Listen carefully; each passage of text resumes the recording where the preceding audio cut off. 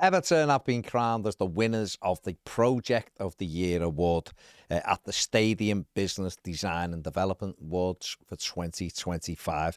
Everton beat off the likes of the Avicii Arena in Stockholm, Estadio La Cartuja in Sevilla, Fulham's Riverside Stand, Kai Tak Sports Park in Hong Kong, the Nagasaki Stadium City, and Stade Prince Moulay Abdallah in Rabat.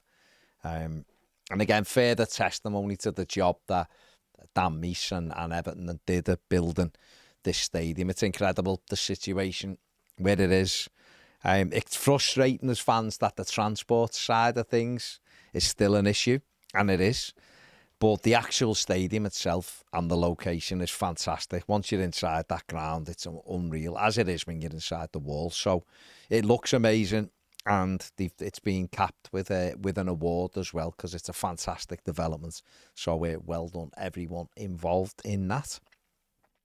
Everton's first team squad took part in their annual visit to Alderhay yesterday to spend time with young patients and their families.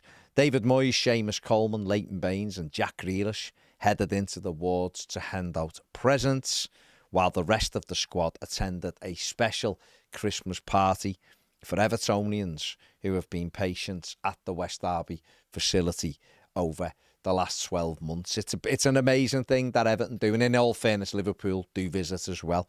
It's a brilliant thing for the football clubs to get involved with, and obviously our club is amazing at this kind of stuff. And, you know, for all of those, you know, the young people who are struck with illness, and for their families who go through it all, visiting and supporting their child throughout such a difficult time in their lives. It's just something positive at the end of the year, isn't it, for them to all get together and have a nice day where they just enjoy seeing, you know, people coming in. And hopefully it really boosts the young people as they try to, you know, make a full recovery. Hope it gives them, you know, a little bit of light in the day. And like I say, support the families who it must be so traumatic to have one of your children in hospital. And particularly ones who are long-term sick. So fantastic to see the lads going there and spreading a little bit of Christmas cheer. So well done, everyone there as well. On to transfers. Everton have apparently been offered Evan Ferguson on loan in January. David Moyes, it's well known, is looking at ways to boost goal input into his squad. Beto and Tierno Barry have only scored once each in the Premier League so far this season.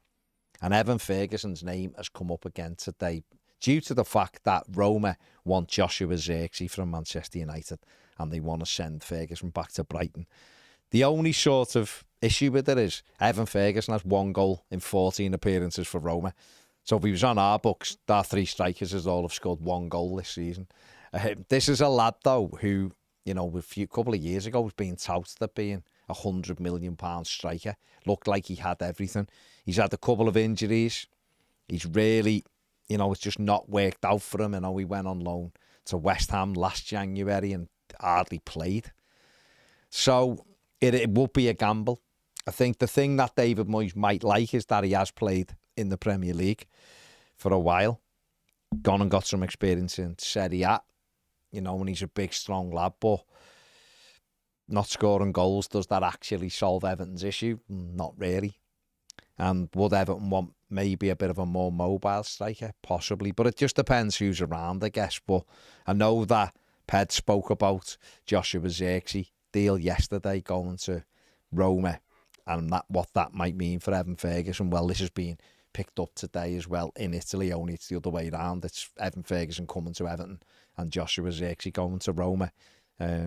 As what's driven the story today. So we'll wait and see, but, you know, it is one of them that you wouldn't be totally amazed if this happened, would you, if he ended up being an Everton player. So let's see what happens with that one. The referee and his assistants have been chosen for Saturday's visit to Stamford Bridge for Everton. They are as follows. The referee is Thomas Bramall. He'll be the man in the middle. His assistants are Richard West and Mark Perry.